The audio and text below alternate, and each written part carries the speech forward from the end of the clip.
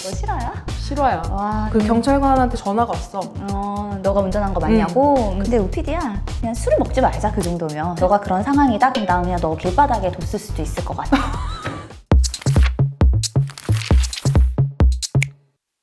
네, 안녕하세요. 이슈로 법을 쉽게 알려주는 전사연 변호사입니다.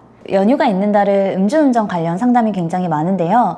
그래서 이 시기쯤에 이 내용을 얘기하면 도움이 될 사람들이 많을 것 같아서 이 주제를 가지고 왔습니다.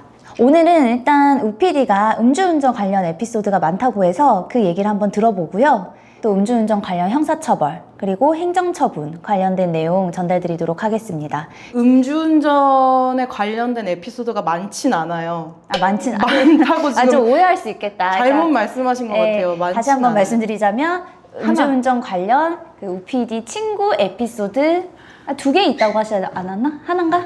하나입니다. 또 무슨 일이 있었어요, 우PD? 아니 그게 친구들이 이제 2명이 술을 마시고 있다면서 오라고 하는 거지. 그리고 갔어. 근데 한 명은 정수리를 보이면서 자고 있고 한 명은 인사불성이고 동네 친구라고? 동네 친구. 누군지 좀 예상이 가긴 하는데 알만한 애들인데 부르기 쉽게 한 명은 코코, 인사불성이는 불성이라고 부를게. 코코랑 불성이 좋다.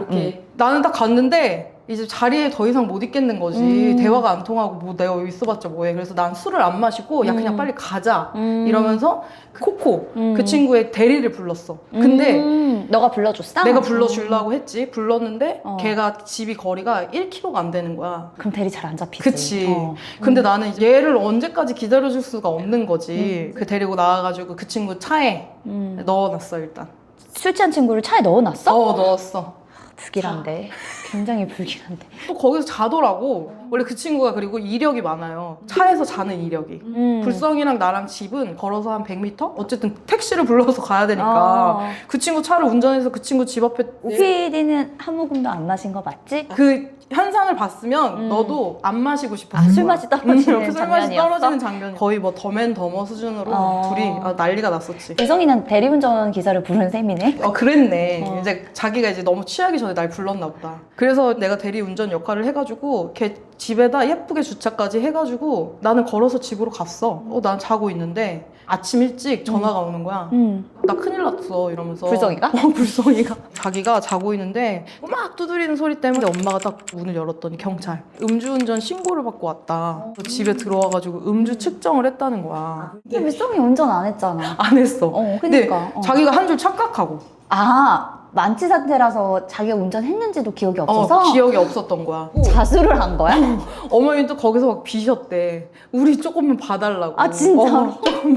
조금만 봐달라 해줘. 이거 실화야? 실화야. 와, 걔가 진짜. 무슨 정신이 있겠어? 면허 취소입니다. 된 거야. 그치, 운전했다고 자백도 했고 허위 자백이지만. 그러니까. 블랙박스를 보니까는 차 세워놨던 옆에 편의점 사장님이 계속 그걸 지켜보고 있더라고. 편의점 사장님이 아마 신고를 했겠네, 그러면. 나중에 경찰에 해명은 잘 해서 마무리된 거야? 그치. 근데 나는 여기서 궁금한 게 만약에 친구가 잠이 깊게 들어서 문을 안 열어줬다. 이러면 어떡해? 그러면은 럭키인데? 미안.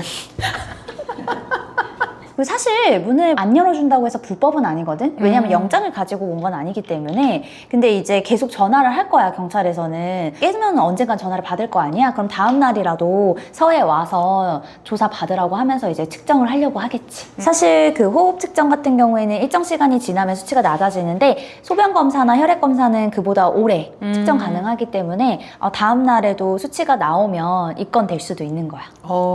그러면은 뭐 증거를 또 확보하고 이런 식으로 해서 영장을 발급을 받나? 그치. 그 사이에 이제 경찰은 동선에 따라서 CCTV를 본다거나 할 수도 있는데 정말 열심히 하는 수상관은 거기까지 할 수도 있는 거고 보통은 나와서 보니까 그 측정 수치로 자백 받아서 수사하는 경우가 많기는 하지. 운전자가 막 비틀거리거나 이러지 않는데도 CCTV로 뭔가를 알 수가 있어? 나중에 조사 나올 때 그걸 물어보거든? 어디서 술을 마셨는지, 술을 얼마나 마셨는지, 누구랑 마셨는지. 만약에 내가 친구랑 마셨다고 하면 그 친구한테 참고인 진술을 들어볼 수도 있을 거고, 어디서 마셨다고 하면 식당이면 식당 내부의 CCTV나 또는 그 밖의 CCTV를 수사관이 확보해서 술을 마셨는지 안 마셨는지 여부를 확인할 수도 있겠지. 그러니까 피한다고 해서 요즘에는 뭐 피할 수가 없지. CCTV 이런 게 너무 잘 돼 있어가지고 예전엔 피하는 방법도 여러 가지였는데 이제 안 먹히지. 너 그거 얘기하는 거구나. 그 운전하다가 단속하기 전에 술 드립다 마시는 그 술타기 수법 같은 거, 그치? 2024년부터 단계적으로 음주운전 관련 그런 규정들이 개편이 됐고 2026년부터는 사실상 풀 패키지로 강화가 된 상황이라서 그걸 피하기는 어려워. 너 그 김원중 반지법이라고 들어봤지? 지난 2024년 5월 음주운전을 하다 사고를 낸 김 씨는 도피 중 캔맥주를 추가로 산 사실도 드러났습니다. 술을 더 마셔 사고 당시 혈중 알코올 농도를 알 수 없도록 하는 술타기를 통해 처벌을 피하려 했다는 의혹이 제기된 겁니다. 그래서 그 사건 이후로 그렇게 음주 측정을 방해하는 행위를 규정을 하고 거부 행위와 동일하게 처벌을 해. 그래서 5년 이하의 징역 또는 2천만 원 이하의 벌금에 처해질 수 있는 거지. 이제 유명한 연예인이 그런 행동을 함으로써 사회적인 어떤 여론도 굉장히 강화시키는 방향으로 힘을 실어줬고, 그래서 그치, 이제 그치. 실제로 법이 그때 개편이 되고 이제 시행까지 되고 있는 상황이야. 김호중뿐만이 아니라 유명인들이 음주운전 많이 해서 예전에부터 사회적 이슈 많이 됐잖아. 그치. 근데 사회적 분위기도 요즘엔 음주운전은 이꼴 살인미수 이런 인식을 하고 있고, 근데 그 이슈에 따라 개법이 약간 좀 느린 것 같다라는 생각이 드는데. 개정이? 개정. 개법은 약간 강아지 이렇게 밥그릇 같아. 그치, 개정. 그래도 가장 큰 변화라고 느껴지는 건 만약에 5년 이내에 2회 이상 음주운전에 걸렸다고 하면 차량에 음주운전 방지 장치를 부착해야 되고 조건부로 면허를 취득할 수 있도록 법이 개정되었어. 그거는 어떤 기계야? 호흡을 불 수 있도록 되어 있고 측정된 수치가 도로교통법상 그 음주운전에 해당하는 수치가 나왔다 하면 시동이 아예 걸리지 않는 장치야. 근데 그거는 누가 달아주나? 조건부 면허를 받으려는 사람이 설치를 하고 등록을 해야 돼. 법은 그렇게 생겼다고 해도 행정처분은 크게 변화가 없지 않아? 사실 행정처분 기준도 많이 강화되기도 했어. 근데 실제로 음주운전 하신 분들이 행정처분, 면허 취소되는 거에 대해서 굉장히 걱정이 많으시거든? 생계형 운전자거나 그럴 수가 있잖아. 이전에는 음주 수치가 낮으면 정지, 어떤 일정 구간에서는 1년 이런 식으로 나눠졌는데 이제는 2회 이상이면은 무조건 수치와 상관없이 면허 취소 기간이 2년이야. 그래도 좀 세졌다. 그치, 강화되고 있어, 전체적으로는. 점점.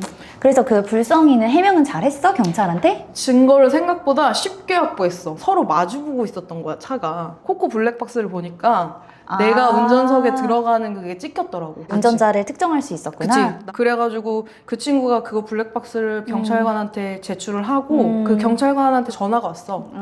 너가 운전한 거 맞냐고? 그리고 술 안 마신 거 맞는지. 너 왜 이렇게 경찰한테 전화를 많이 받아? 아 맞다, 저번에도 검사한테 전화 받았지. 아니, 너 처음에는 뭐 보이스피싱 경찰한테 전화 받고. 너 사건을 끌어들이는 뭐가 있나 봐. 안 되는데. 우리 회사에서 일해라. 아 근데 너가 아까 전에 몇 번의 음주운전에 관련이 됐다라고 했잖아. 근데 내가 한 번이라고 했는데 내가 생각해보니까 한 번 더 있었네. 역시 내 말이 맞았어. 내가 말을 잘못한 게 아니었어. 근데 이거는 뭐였는데? 정말 무서웠던 기억이야. 내가 친구랑 새벽 4시, 5시까지 술을 먹었어, 한참. 뭐 대리기사님을 불렀어. 나는 보조석에 챈 거야. 대리기사가 문을 열고 차를 타려는 그 순간에 그 친구가 그 운전석에 딱 앉아가지고 출발을 하는 거야. 그 취한 친구가? 진짜 실화야? 실화야. 내가 왜 그래 너? 야야 빨리 멈춰 이러면서 나는 그러면서 술이 깨더라고. 그 같은 불성이는 아니지? 아니야. 코코도 아니고? 운전을 하는데 너무 위험하게 운전을 하는 거지. 그래서 내가 막 옆에서 빌었어. 아, 제발 내려달라고. 아, 나 살려달라고? 나 제발 근데 살려달라고. 진짜 무섭겠다. 너 또 방조범으로 의심받은 거 아니야? 내가 그래서 그걸 물어보고 싶네.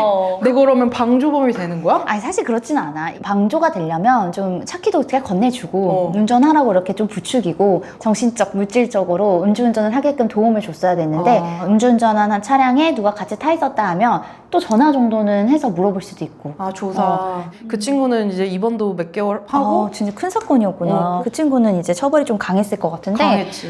나는 너가 누구한테 그렇게 비는 걸 본 적이 없는데 너 정말 무서웠구나. 싹 빌었어. 손이 발이 되도록. 음주운전을 해야 너가 비는구나. 근데 우피디야, 그냥 술을 먹지 말자, 그 정도면. 형사 변호사를 해보니까 술 있는 곳에 범죄가 있어. 진짜. 하여튼 근데 여기서 그 코코 자고 있었던 애. 편의점 사장님이 불성이만 또 신고하진 않았지. 근데 뭐 시동 장치만 걸지 않으면 했네. 엑셀은 안 밟고 그냥 시동 켜고 드라이브로 옮긴 거야. 그러고 나서 앞으로 조금 이렇게 간 거지. 근데 거기가 주차돼 있는 차량이 많았거든, 그 골목에. 거기에 이제 차를 긁은 거야. 아, 주정차된 차를. 실제로 이거 관련해서 뭐 판례가 많거든. 대법원 판례도 있고. 근데 20m든 10m든 5m든 간에 안에 움직이는 순간 이제 음주운전에 해당이 되기 때문에 굉장히 조심해야 돼. 물론 이제 너는 이런 사실을 잘 모르고 밖에 두는 것보다 차에 두는 게 나아서 거기 뒀겠지만 만약에 나 같았으면 너가 그런 상황이다? 그럼 나는 그냥 너 길바닥에 뒀을 수도 있을 것 같아. 농담이고 태우고 갔겠지. 아니지, 그렇게 둬야지. 그러니까 차에 태우는 건 정말 위험하기는 해. 취한 상태에서 본인이 진짜 모르고 운전할 수도 있는 거니까 사실 그렇게 이제 변소하는 경우도 굉장히 많고. 근데 그치. 판사님이 들어주시나? 잘 안 들어주시지. 그치. 하여튼 그래서 경찰 조사를 받는 동안 이 대물사고가 있었다라는 걸 알게 된 거야. 아, 그때 처음 인식을 하게 된 거네. 그래가지고 2년을 받았어. 다행인 건 그나마 사람이 없었다는 거. 만약에 사람이 탔었고 사람이 다치는 사고였다면 면허 취소 기간은 5년이 될 수도 있어. 사실상 뺑소니거든. 도주치상죄라고 하는데 굉장히 엄격하게 보고 있고. 최근에 이슈 중에서 그 유튜버 상익이 있잖아. 음주 의심 신고를 받고 출동한 경찰이 차를 세우라고 명령하자 이 30대 운전자는 차를 버리고 동승한 여성과 도망을 칩니다. 이 잡고 보니 구독자 160만 명이 넘는 유명 유튜버였습니다. 이것도 도주치상에 해당되는 건가? 사람을 치고 도망간 건 아니기 때문에 도주치상은 아니고 경찰의 음주 측정을 거부하고 도망간 거기 때문에 음주 측정 거부죄로 의유를 하게 돼. 이것도 사실 굉장히 형량이 높다고 볼 수 있는 게 혈중 알코올 농도 0.2% 이상이면 굉장히 이제 처벌이 높아지거든. 근데 거의 그거랑 동일한 급으로 이제 보고 처벌을 하고 있어. 공무집행 방해? 뭐 이런 것도 단순히 음주 측정 거부만 했다고 공무집행 방해로 하진 않고 폭행을 하거나 경찰관을 이런 경우도 꽤 있잖아. 과하게 해야 되네? 그치. 그 정도 되면 이제 공무집행 방해도 같이 들어갈 수가 있어. 아는 척 하려고. 훌륭한 질문인 게 실제로 음주 측정 거부죄 관련해서 상담이 들어오거나 내가 사건을 해보면 공무집행 방해 혐의점이 있는 사건들이 있어. 음주 측정 거부죄 같은 경우는 이거는 사실 빼박인 경우가 많거든. 요거 인정하되 다만 이제 그 공무집행 방해나 이런 부분에 있어서 다투 지점이 있는지 보기도 하지. 음주운전 카더라 이거 질문이 내가 몇 개를 뽑았어. 카더라 통신이야? 소주 몇 잔, 맥주 몇 잔 이런 것까지 안 걸린다고 하는 사람이 있는데 실제로 내가 했던 사건 중에 지병으로 계속 약을 먹고 있었던 의뢰인이 있었는데 그 의뢰인이 사실 마신 술의 양에 비해 너무 높은 수치가 나왔던 거야. 그래서 좀 사건을 검토해 보니까 음주 수치에 영향을 줄 수 있는 약이었기 때문에 그런 거 뭐 논문이나 이런 거 찾아서도 좀 내고 했었지. 특히나 지금 수치가 0.03%로 개정이 됐거든? 그러면서는 사실 이제 소주 한 잔, 두 잔 넘어가면 좀 위험해지는 상황인 거지. 가글이나 카스 활명수, 초코파이, 포도즙 마시면 수치 나온다. 음주 측정할 때 쓰이는 장비가 기본적으로 음주 감지기와 혈중 알코올 농도 측정기라 해서 호흡 측정기 두 가지가 있거든? 우리가 그냥 운전하다가 그때 부는 거는 음주 감지기야.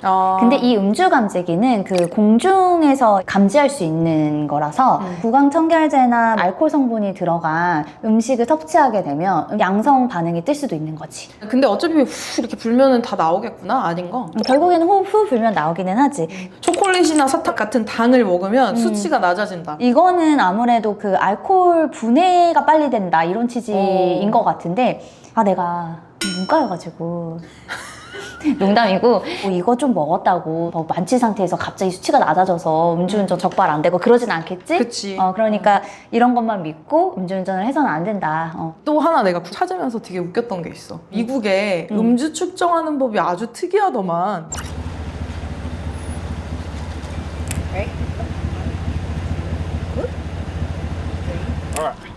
One. I didn't tell you to start yet.